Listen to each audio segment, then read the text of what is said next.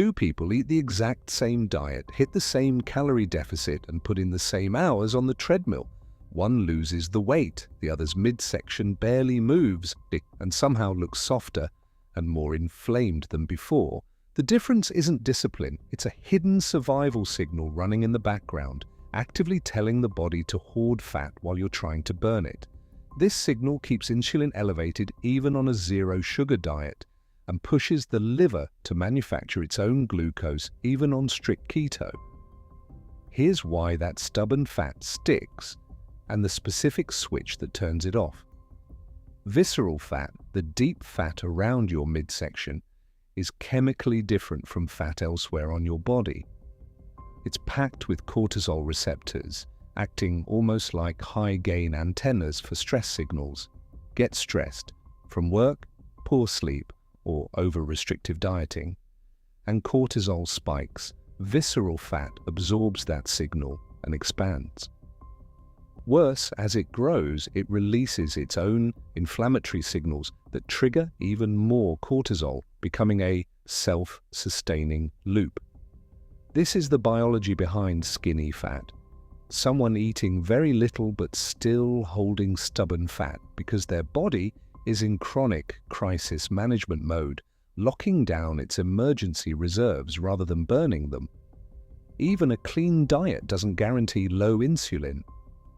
Cortisol surges send a direct command to the liver to manufacture glucose from amino acids and tissue, a process called gluconeogenesis, regardless of what you've eaten.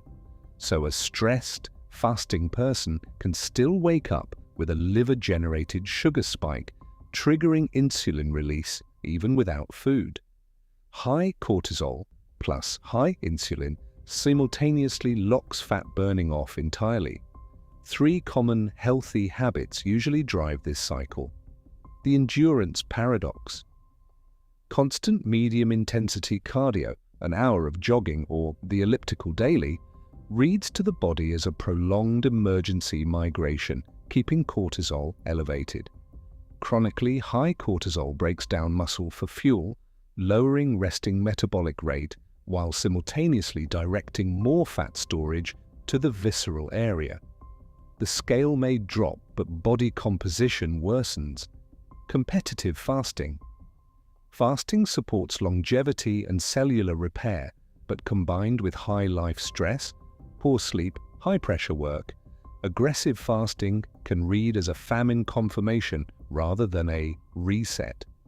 The body responds by downregulating thyroid function, dropping energy, and clinging to visceral fat as its last safety net. If fasting stress raises cortisol enough to trigger a liver glucose dump, the intended benefit is negated. The nocturnal alarm. Waking suddenly at 2-3 a.m. with a racing mind isn't just poor sleep, it's often a hypoglycemic event. Blood sugar drops overnight, and if metabolic flexibility is poor or stress is high, it drops too fast. The brain interprets this as a fuel shortage and triggers an adrenaline and cortisol surge to force the liver to release glucose, the same jolt that wakes you up. This costs deep, growth hormone-releasing sleep and replaces it with a night spent in cortisol and insulin, often leaving people puffy and fat storage primed by morning. Turning this around means sending the body safety signals instead of stress signals. Post-meal walking. A brisk 10-15-minute walk right after eating lets contracting muscle pull glucose from the blood directly, without requiring a large insulin spike, lowering post-meal blood sugar and cortisol together. A pre-bed safety anchor. For people waking at 2-3 a.m., a small amount of raw honey with a pinch of sea salt before bed can help. Honey tops off liver glycogen, so the brain doesn't panic overnight, while salt supports lower adrenaline and fluid balance, helping prevent the crash that triggers waking. Microdosed intensity.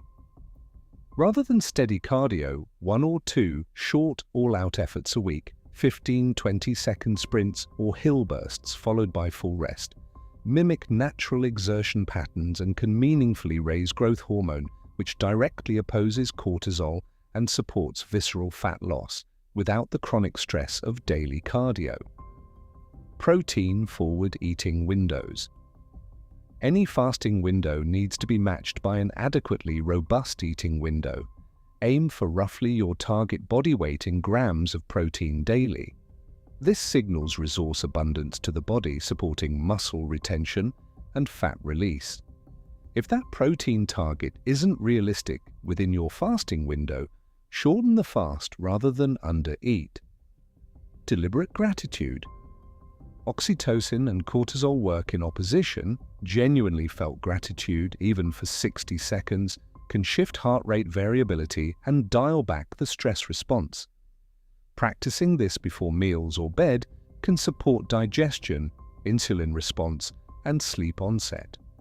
The underlying pattern, stubborn belly fat, is usually a symptom of a body on high alert, not a math problem. Trading chronic cardio for strength or sprint work, competitive fasting for adequately fueled eating windows, and unmanaged nighttime stress for small protective habits all send the same message: the emergency is over, and it's safe to let go of the reserves.